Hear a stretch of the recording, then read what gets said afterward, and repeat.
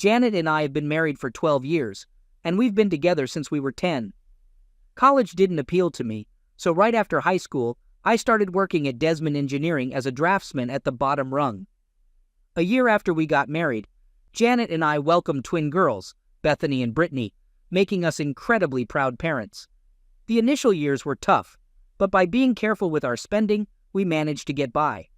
I was still working as a draftsman, but had moved up a few levels, which meant a slightly better income, though money was still tight. We saved enough to buy a small house and had 2 reliable cars. They weren't brand new, but they were far from being clunkers. Janet had always dreamed of being a stay-at-home mom, and since we could manage financially, she didn't work outside the home. This arrangement worked well for us. We were both healthy and fit. Janet had gained a little weight since our wedding day, but not much. She was petite, a little over 5 feet tall, with dark brown hair she styled with bangs, reminding me of Marie Osmond. I looked pretty much the same as when I played right tackle in high school football. I was big, but not out of shape. Billy Martin, a former football rival, moved to Reading from Lancaster about a year ago and started working at Desmond Engineering as a surveyor. Billy and I quickly became good friends. He too married his high school sweetheart, Sarah, a redhead. Sarah and Janet hit it off right away, becoming fast friends. Billy and Sarah hadn't started a family yet, but they were excellent at looking after kids. Billy and I would hang out together when we weren't working, enjoying a bit of time away from our spouses. Janet and Sarah did the same, spending their time shopping, attending parties, and going to club meetings while Billy and I took care of the kids and watched TV. Sarah landed a secretary job at Gilbert Engineering, not far from our town. About 6 months ago, I began to notice some changes. The Parent-Teacher Association meetings, which used to be monthly, became weekly events. Even though Sarah didn't have children, she always accompanied Janet. The number of Tupperware and Magic Chef parties they attended seemed to increase every month, yet they never purchased anything. They joined a book club but hardly ever read any books. On weekends, they spent hours shopping but came back with very little. Meanwhile, Janet's fancy lingerie collection was expanding, though I never saw any of it. These observations started to bother me, but I kept my concerns to myself because Billy appeared completely unaware, and I didn't want to stir up any trouble unnecessarily. One night, after I had put our daughters to bed, Janet returned from some basket party. She showered before leaving with Sarah and again immediately after returning home. It struck me as odd. While Janet was showering, I decided to look through the laundry and found a pair of black lace underwear. It made me wonder who would wear such a thing to a basket party. Normally, I wouldn't dream of inspecting my wife's undergarments, but that evening, curiosity got the better of me, and I noticed they were damp and sticky. I pocketed them. I had never rummaged through my wife's purse or wallet before, but that night, I felt compelled to check, especially her cell phone. It seemed she hadn't expected me to look because her call history from the past week was intact. Most calls were to Sarah, but there were also many calls to and from numbers labeled KC, KH, and KW. I didn't initially know who these were, but figured that C stood for cell, H for home, and W probably for work. In her address book, Sarah's numbers were listed similarly: Sarah C, Sarah H, and Sarah W, showing how organized my wife kept her contacts. Sarah's work number included an extension, and when I compared it to the KW number, it matched Sarah's, but with a different extension. It was clear then that Janet had been in touch with someone at Sarah's workplace, and that Sarah likely introduced them. With Gilbert Engineering closed, I decided to use Janet's phone to dial the KW number. The voicemail of Ken Sanders greeted me, explaining he was away from his desk, but would return calls if I left my details. I quickly hung up after the message. It seemed too straightforward. Since Gilbert Engineering was closed, I used Janet's phone to dial the KW number and reached Ken Sanders' voicemail. I quickly hung up after hearing the message to leave a contact detail for a callback. This felt too simple. Janet peeked in, asking if I was heading to bed soon. I told her I might finish my book or just fall asleep on the couch, though I planned to stay there all night. It turned out to be a night full of restlessness as I pondered over any mistakes I might have made or what could have been done differently, realizing it was futile. Despite trying to focus on the future, my mind kept dwelling on past actions. The clock seemed to stand still. I decided not to blame myself for anything that had happened or was about to happen. In the morning, I woke up to the sound of our daughters preparing their breakfast, a self-reliance Janet had encouraged, which was proving effective. As I got up and Janet reminded me about work, I informed her I wouldn't be going due to personal issues, surprising her since I rarely missed a day. Feeling exhausted, I mentioned needing a shower, leaving Janet looking somewhat puzzled. By the time I returned, the girls had already headed off to school. I grabbed a coffee and sat down opposite my wife at the table. She glanced up at me, seeming to expect something yet unsure what it was. I decided to confront the issue directly. I want to know about the affair you're having. I wasn't in the mood for subtlety, and I doubted she'd just come clean. Really, John? Is that why you've been so down? Do you honestly believe I'm having an affair? She asked. Yes, I do. Now, let's talk about your affair, I pressed. We've been together for 12 years, John. Why would you think that? She questioned. Janet, I'm busy today, and I don't want to waste time playing games. Just tell me about the affair, I insisted. Janet sighed heavily, leaning in. John, you're imagining things. There's no affair. I'd like to believe you, but I can't, I responded, skeptical of her denial. She leaned back, sipping her coffee confidently. What do you want to ask me, John? Why do you claim to attend PTA meetings weekly when the PTA secretary said they're only monthly, and you haven't attended any in 6 months? I asked, seeing her confidence waver. I don't know what you mean, she faltered, her assurance fading. You and Sarah claim to go to these PTA meetings every Tuesday. Why lie about that? I pushed further. After a brief pause, Janet admitted, I'm sorry, John. Tuesday is ladies' night at Rosie's Cantina, and Sarah and I have going for the 2-for-1 margaritas. We didn't want you and Billy to worry about us possibly causing trouble, so we kept it to ourselves. I admit it was a mistake, and I apologize. From now on, we'll be more open. Well, Janet, I'll definitely be verifying that story. I'm sure Sarah will agree with you, but I wonder what the staff at Rosie's would say. John, you're making a bigger deal out of this than necessary. Why do you shower before and after these parties? Why the need to remove smells only when you return? She hesitated before answering. Many women there smoke, and I don't like the smell lingering on me. And the fancy lingerie for Tupperware parties? You never dress up like that for me unless it's a special occasion. What's the reason for that? I don't really have a good reason. I guess I just like feeling fancy when I go out. I was losing patience with her evasions. I couldn't keep my anger in check anymore. These are the underwear you wore last night, I said, throwing them on the table. They were damp and sticky when you got home. Don't even try to excuse it as something trivial. Janet looked uncomfortable and avoided eye contact, unable to respond quickly. Why did you come home in underwear like that, Janet? I need a real answer. Enough, John. I can't handle this anymore. We've been married 12 years. Why are you doing this? Her continuous denials and lies overwhelmed me. In frustration, I threw my coffee cup, breaking the microwave. That certainly got her attention, revealing an expression I'd never seen before. She'd never witnessed me this angry. I leaned forward, making sure I had her full attention, and raised my voice more than usual. Who is Ken Sanders? She quickly stood up and retreated to the sink, trying to distance herself from me. For the last time, who is Ken Sanders? I demanded. A friend, just a friend, she replied, visibly terrified. Did you sleep with him? I asked sternly. Yes, I did, she admitted. Did it happen last night? I pressed on. Yes, it did, she confirmed. Please, John, stop. I'm sorry, just please stop, she pleaded, tears streaming down her face by the sink. I grabbed a cup, poured myself a new coffee, and was about to sit when Janet's phone rang. Her gaze flicked between the phone and me in panic. It's from Ken. We should answer it, I said, hitting the speakerphone button. Good morning, sugar. I saw you called my work number last night. Did you forget something at my place? The voice of Ken Sanders came through. Janet looked horrified. After a brief silence, Janet, are you there? What's wrong? He asked. She glanced at me, frozen. I urged her to speak.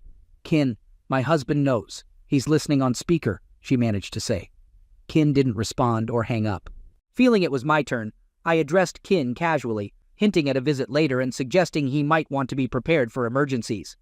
I hung up, pocketed the phone, and looked at Janet, who was still by the sink in her bathrobe, shaking uncontrollably. I need to leave now, I said, exiting the tense scene. I need to ask you one more thing. Who's the guy Sarah's involved with? I asked. "John, please, I don't want to say," she pleaded. In frustration, I threw another cup across the room where it shattered against the wall. Startled, she quickly said, Calvin Bostic. I'll be back later. Make sure you've moved out by then. My mom will look after our daughters until we figure out what to do next. If it doesn't fit in your car, I'll make sure it gets to you. Just tell my mom where you're going, and don't try to contact me." She was silent as I left. Confused about my next steps, I decided to visit Billy at work, thinking he deserved to know what was happening. It seemed clear that Sarah and Calvin became close through work, and Ken was likely Calvin's friend who got set up with Janet. Simplistic, maybe, but it seemed to fit the situation. Billy wasn't at the office, so I called him. "Billy, I've got some bad news," I started. "Is anyone hurt?" he asked, alarmed. "Not yet, but it's a mess. Janet and Sarah have been seeing other guys instead of going to those meetings and parties," I explained. Billy was skeptical at first. "I don't buy it, John. Sounds like nonsense." I suggested he ask Sarah about Calvin Bostic from her workplace, hinting she might have introduced Janet to Ken Sanders, another co-worker. "I know both of them," Billy said, recognizing the names. I warned him that Janet would likely warn Sarah, and he should expect to hear excuses just like I did from Janet. Billy ended the call, and I went to HR to ask for some time off. I wasn't in the mood to work. It was quick to transfer my ongoing projects to another draftsman. Then, Janet's phone rang, showing Sarah's caller ID. "Janet, what's going on? Billy just called me. He's headed to the office, and I think he heard something," Sarah said. I stayed silent. "Janet, this isn't the time for jokes," she pressed. "Hi, Sarah. This is John. I'm using Janet's phone since mine was out of battery. What's up? What did you say to Billy?" I couldn't resist adding a bit of edge to the situation.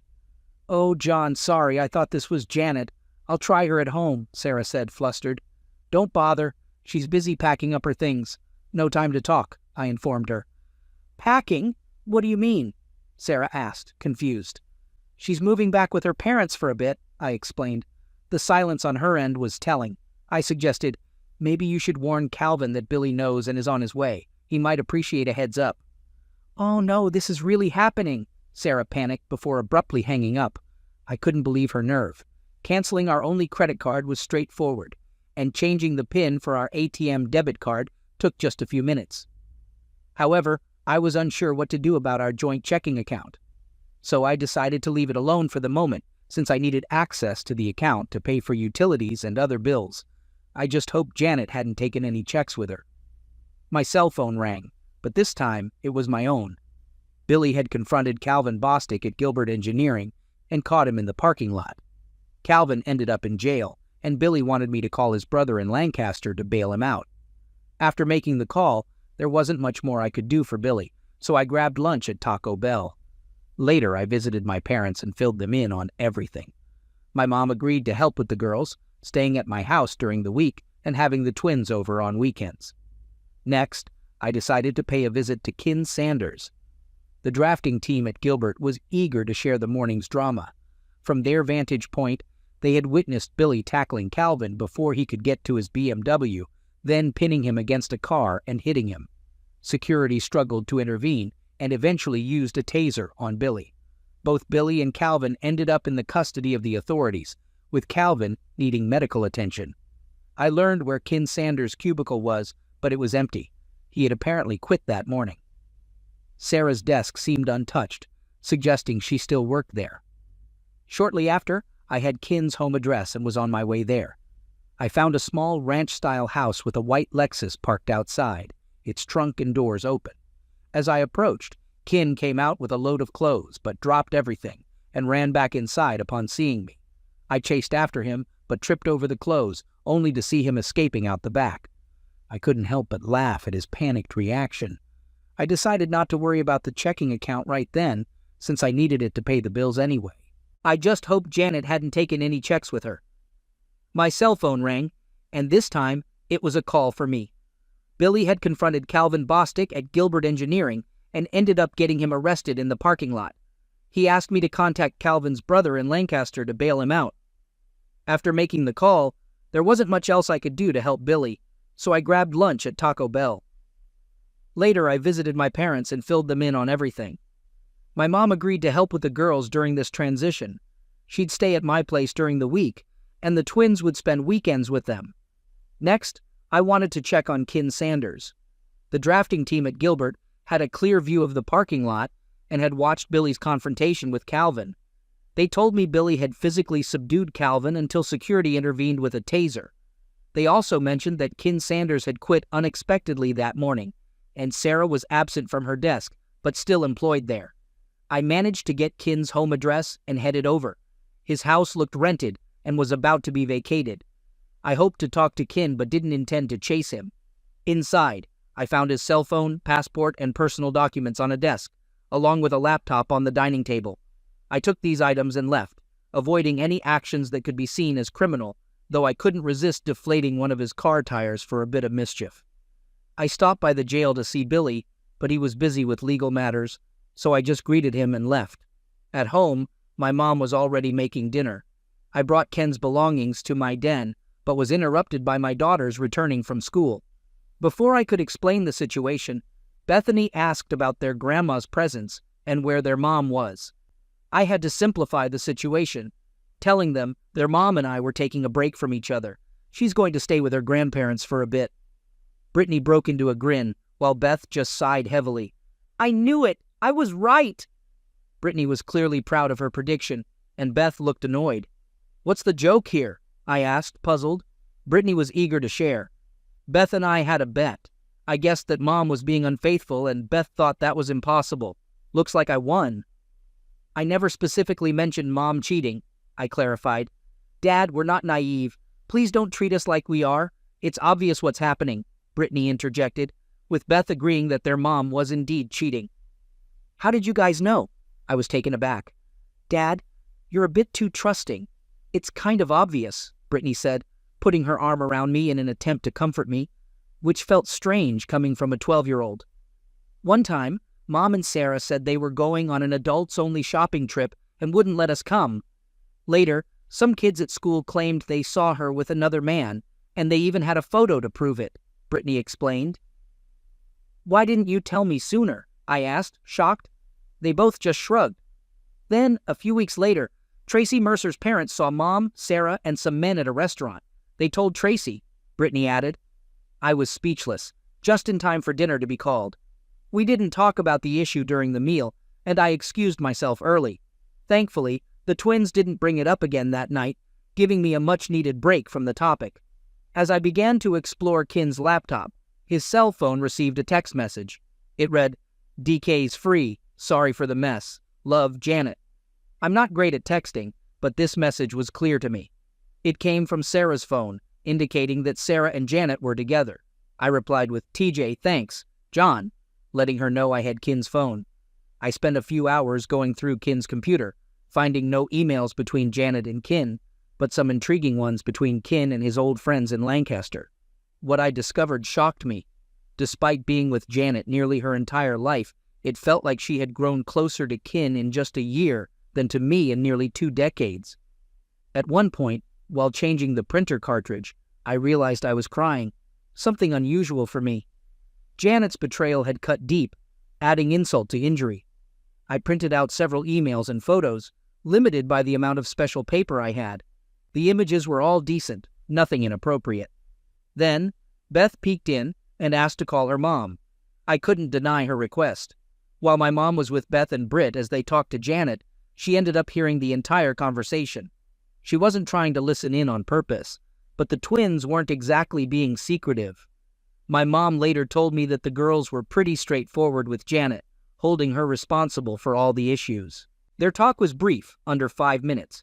The emails revealed some juicy details. Kin had landed a job as an engineer on a renewable energy project in Spain and was supposed to start in 6 weeks. It seemed he hadn't informed his current job at Gilbert about his departure, which Sarah might have known, but no one else at the company did. He had everything sorted for his move, except now I had his passport. Getting a new one would be his best move, although he'd have to act fast to meet his start date. It was unlikely he'd report the passport stolen to the police, considering the circumstances. He hadn't booked his flight yet.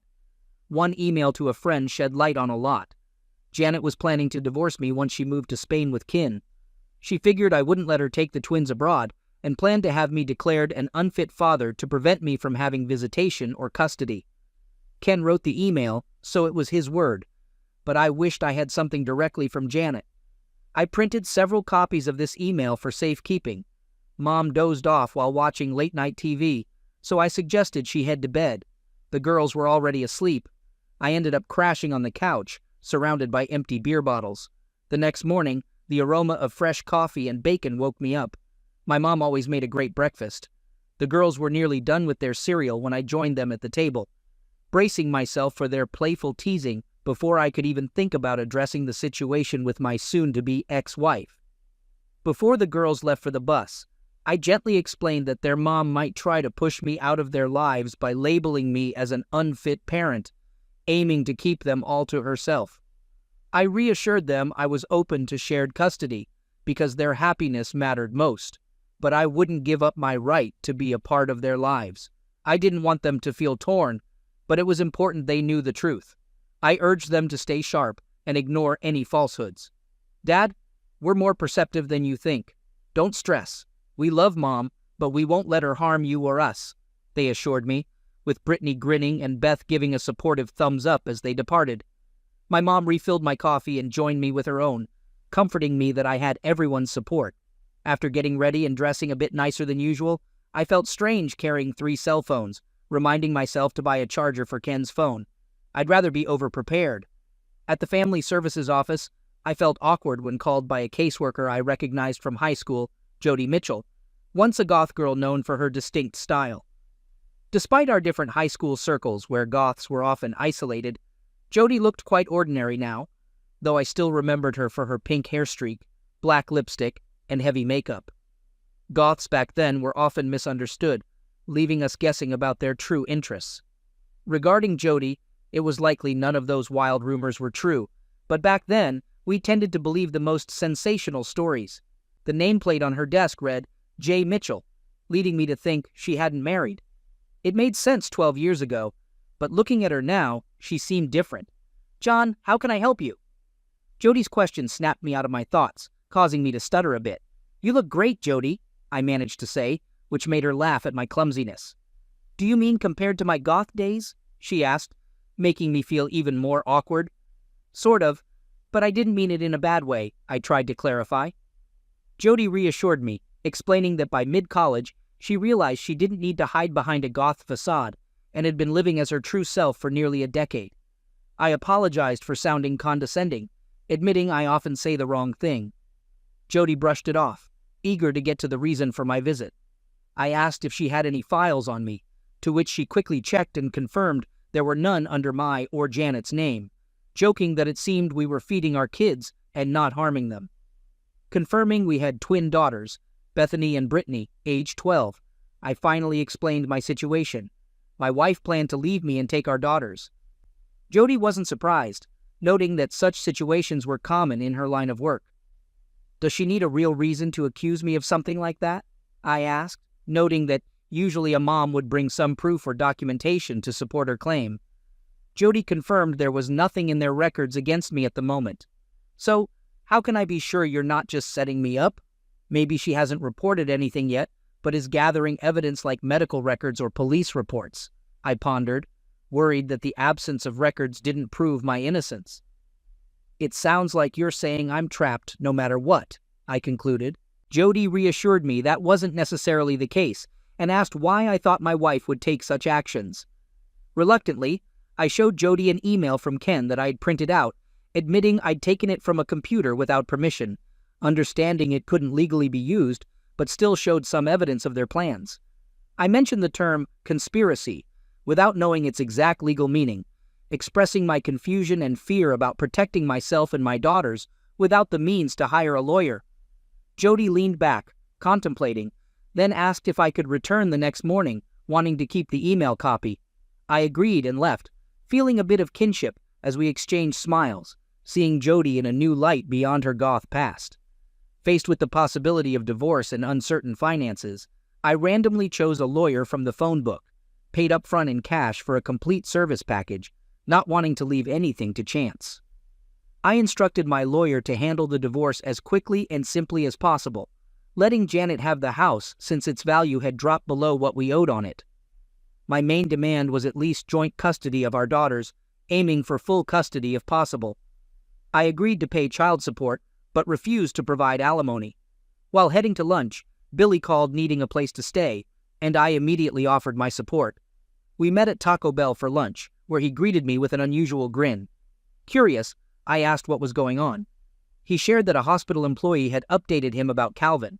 Sarah visited Calvin at the hospital, only for Calvin's unaware wife and kids to show up, causing a scene that led to Sarah being escorted out by security. Billy also mentioned Sarah had quit her job and was likely at home, though he was unsure of her whereabouts or why Calvin's family wasn't with him. Frankly, Billy didn't care about the details anymore. Billy took a week off to sort his life out, and although my mom was staying with us, we figured we'd manage his sleeping arrangements. He planned to collect his belongings from his place, hoping to avoid Sarah. My next stop was supposed to be the insurance agent, but another call interrupted me. It was Cameron Wilcox, asking me to come over and help settle things, as Janet was distressed, and her mother's presence wasn't helping. "Who will be there?" I asked. Cameron replied it would be the three of us along with Janet's sister, Carla. Unsure of his expectations, I agreed to arrive in 20 minutes. The mood was heavy when I got there, bringing along my folder of evidence while refusing any coffee offered. "Who's going to start this?" I asked. Cameron explained that Janet felt I had overreacted, accusing me of anger and making her confess to things that weren't true just to appease me. She insisted she had done nothing wrong and that I had no grounds to kick her out. It was clear Janet had given her family a very cleaned-up account of our issues. Understandably, she might not want to confess her affair to her parents, but I was frustrated she was pinning the blame on me. "What do you expect from me, Cameron? To expose her lies or confess to errors I didn't make?" I queried, looking for clarity. "Just hoping to clarify things with some facts," he responded. "What has she said about the guy she's been seeing?" Cameron recounted Janet's denial of having a boyfriend, suggesting any meetings were innocent gatherings misinterpreted by me. "In the past month, she's had over 80 calls with this friend. How often has she called you or her mother in that time?" Their gazes shifted to Janet, who wouldn't meet their eyes. "Does this sound like just a casual friend?" I challenged, pulling out Ken's phone. "Carla, can you read this text sent right after I confronted her?" I handed her the phone, which displayed a message to Ken from Janet, expressing regret. Carla returned the phone without comment. "Does this seem casual to you?" There was silence. A few weeks back, Janet and Sarah claimed they were shopping at the King of Prussia Mall. The girls wanted to join, but were told it was adults only. Here are some photos from that day. I showed Cameron 6 pictures, none of which matched their supposed location. Everyone looked troubled, especially as it was clear the images didn't align with Janet's story. "That looks like Noble's Grove, not the King of Prussia Mall," Martha pointed out, after being quiet until then. "Janet, you're clinging to this man in every photo, which isn't how you act with just friends. It's clear that Ken is more than just a friend to you. What were you trying to do?" Janet started to cry, caught off guard by the photos.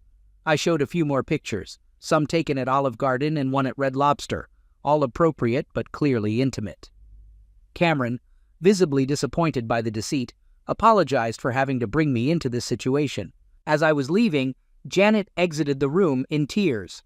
We never discussed the issue with her underwear, but it seemed unnecessary by then. Cameron apologized at the door, regretting what had happened, but assuring me it wouldn't be overlooked. When I arrived home, I found that Mom and Billy had arranged a temporary sleeping spot for him in the small room where I keep my computer. Billy had brought over a pile of his clothes from his house, noting Sarah wasn't there when he stopped by. The most notable thing at home was a piece of mail for Janet from the passport office. Despite knowing I shouldn't, curiosity got the best of me, and I opened it to find a family passport featuring Janet and our daughters, excluding me. I recalled the girls mentioning a photo session, but hadn't realized it was for this. Right away, I called Cameron to let him know Janet's passport had arrived. I told him to inform Janet she could get it if she sent Ken to my house for it, as I'd only hand it over to him. Normally, I'd have been at work and unaware of the mail, but I happened to be home that day. Cameron mentioned they had asked Janet to move out and didn't know where she'd go, showing they were quite upset with her. He agreed to pass on the message about the passport. Dinner was lively, mainly focusing on the twins. A lady from Family Services visited us at school today, Bethany shared with a hint of mischief. I prodded for details, learning they spoke with Jody, a caseworker who also attended our high school. The girls teased me for playing dumb about knowing Jody and shared that she spent over an hour talking about me, which they interpreted as her having a fondness for me. Our meal was interrupted by a call from Carla, wanting to meet. At McDonald's, over hot coffees, she attempted to relay Janet's side of things. She admitted up front that her explanation might be lacking, as Janet's story seemed convoluted to her. I pointed out it sounded like she was preparing to offer excuses rather than answers. Carla acknowledged my skepticism, urging me to just listen and get it over with since I had other matters to attend to. Carla started by saying Janet blamed everything on Sarah. According to her, Sarah's affair with Billy seemed thrilling and romantic, something Janet felt she had missed out on, having only known stability and love with me. When Ken Sanders joined Gilbert, Sarah got Janet to go out with them for drinks and meals. During these outings, Sarah and Calvin often snuck away together, leaving Janet and Ken by themselves. This led to Janet and Ken starting their own affair, which quickly escalated. Janet found herself swept up by Ken's adventurous stories and ambitions, eagerly agreeing to move to Spain with him. However, she struggled with the idea of leaving the twins, knowing I wouldn't let her take them abroad. She even considered trying to portray me as an unfit father. Janet now recognizes her mistake, especially after realizing the girls were more attached to me. She's now willing to agree to a divorce without complications, provided she doesn't try to take the twins. Carla mentioned that Sarah returned to her parents' home, prompting Billy to move back to his place temporarily, with plans to sell or rent it. He spent his morning sorting out financial and legal affairs, including a visit to Gilbert to seek compensation, though their lack of a fraternization policy made it a tough case. Lastly, Billy discovered Calvin was being discharged from the hospital, running into his wife, who was handling the paperwork. Before Billy could leave, Calvin's wife approached him, explaining her efforts to have Calvin drop the charges against Billy. She even thanked Billy, surprising him by sharing her long, unsuccessful attempts to help Calvin change. After Billy left, I ended up sitting on the front porch, just drinking beer. My mom joined me with a meatloaf sandwich and a beer of her own, staying silent but keeping me company. She mentioned that my dad would be coming over for dinner and staying the night. When Jody Mitchell arrived, my mom went inside. Jody sat with me but didn't take the beer I offered. After a quiet moment, she revealed she had just served Janet the papers, describing Janet as extremely upset and currently staying with her sister. Finishing my beer, I wondered aloud why I felt so terrible about everything. Jody remarked that in situations like these, there's no real win, just scenarios that are less terrible. I considered another beer, but decided against it, asking Jody if she could talk to the twins about the situation. I worried that anything I said might come across as negative towards their mom and potentially drive a wedge between us. Jody agreed to come by at 7 that evening to talk to them. As she left, she paused and looked back, sharing a smile with me, which felt like a positive sign. That night, Jody spent a good amount of time with Beth and Britt, explaining things gently. Meanwhile, Billy and I worked on clearing out his house of anything related to Sarah. After that, Jody began visiting several times a week, becoming a regular presence in our lives. Jody started spending just as much time with my mom as she did with my daughters, and I noticed she was avoiding me a bit. I was okay with it, but curious. One evening, after putting the girls to bed, she came to sit by me. Before I could say anything, she asked if I had any wine. I awkwardly replied that I only had wines with screw tops, not corks, which she found amusing. She asked for a red wine, and though it was more of a jug than a bottle, she didn't mind. As we drank, I finally brought up her visits, wondering how much longer she'd need to see the twins. She clarified that she wasn't really here for the twins, but to see me, which confused me since she barely spoke to me during her visits. I thought she was keeping her distance on purpose. She laughed off my concern about fraternization policies, then playfully suggested I should ask to see her tattoos. Surprised, I inquired about them, and she teased that finding them would be more fun, especially with a bit more wine. We both laughed as I topped off our glasses. Searching for the tattoos turned out to be thrilling, since we had to stay quiet to avoid waking up the girls. The fourth tattoo was hidden in a very intimate spot, which I took my time appreciating until she decided it was enough and gently pushed me away. She left early before the twins woke up, but I couldn't shake the feeling they somehow knew what went on. I instructed the lawyer I found in the phone book to finalize the divorce papers and send them to Janet. She would have to accept my terms or handle things on her own. She was living with Carla when the papers were delivered, but I didn't hear anything back, not even a phone call. Weeks went by without any word. My dad's health was declining, causing my mom to spend more time with him than at my house. With school ending, the twins stayed with her over the summer, which ended with my dad moving into an assisted living facility. Billy and I helped my mom prepare our family home for sale, and then she moved back in with me. Throughout the summer, Jody kept visiting the girls at my mom's and started spending several nights a week at my place. The girls enjoyed outings and meals with her, and I was pleased they were receiving so much attention. I was no longer feeling envious. It was clear they understood what was happening between Jody and me. Janet barely called the twins, once a week at most, with the calls sounding forced and brief, often not even mentioned to me by the twins. Billy finalized his divorce from Sarah, but I was unclear about the status of my own divorce.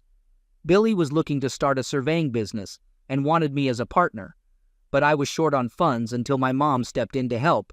After realizing Medicare would eventually cover my dad's expenses, my mom suggested using their savings to invest in the new business Billy and I were starting. She saw it as not just helping out, but also investing in our future. Within 3 months, Billy and I got our surveying business off the ground, where my drafting skills proved useful for creating plot drawings. When school resumed, Janet unexpectedly met with the twins, instead of them seeing Jody at the guidance office, which disappointed them. Despite trying to remain polite, their meeting with Janet was strained. She expressed her love and regret over how things turned out, mentioning her plans to visit Spain and promising postcards, yearly birthday calls, and Christmas gifts. The girls were upset when she left.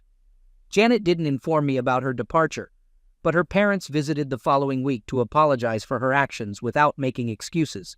They expressed a desire to stay in the twins' lives, which I was open to. Carla, caught between her sister and her parents, felt too ashamed to face me. My divorce was finalized 2 months later. To celebrate, Jody and I enjoyed a rare dinner out at Red Lobster, leaving the twins at home. They seemed okay with it, perhaps even happy for us. We ended up staying overnight at the local Holiday Inn. When I returned home at 10 in the morning, the twins were visibly excited. They didn't say much but spent the entire day with huge smiles. A year into running our business successfully, my father passed away. My mom considered moving to Florida to be with her sister, but hesitated because of the twins. The girls thought it was a good idea for Grandma to move, suggesting Jody could fill in for her, despite not being as skilled in the kitchen. They also mentioned they were ready for separate bedrooms, clearly planning ahead. The girls received birthday cards from their mom, but no phone call, along with numerous postcards featuring Spanish windmills, the significance of which was unclear to me. For Christmas, they got beautiful embroidered dresses that were too small, thanks to a growth spurt, but they didn't seem to mind. Gilbert Engineering turned into our largest client. Billy found some comfort knowing Calvin had shifted careers to teach electronics at a local vocational school, a step down from his previous role. He was single again, while Sarah had remarried and moved to California. Ken Sanders didn't stay long at his new job abroad and was back in the States, though his current whereabouts were unclear. Billy even reached out to his high school alumni network to try to track him down. My best friend thought I was too lenient with Ken. Interestingly, the twins continued to receive postcards featuring windmills, but the messages were always vague with no real updates. Cameron mentioned Janet had called a few times, now working at a travel agency in Barcelona, but she didn't bring up Ken or explain what had happened between them. Jody and I eloped to Maryland for a low-key wedding. Within a year, we were expecting a child, which thrilled Brittany and Bethany. They joked about having a little goth sister, a private laugh they shared with Jody but kept from me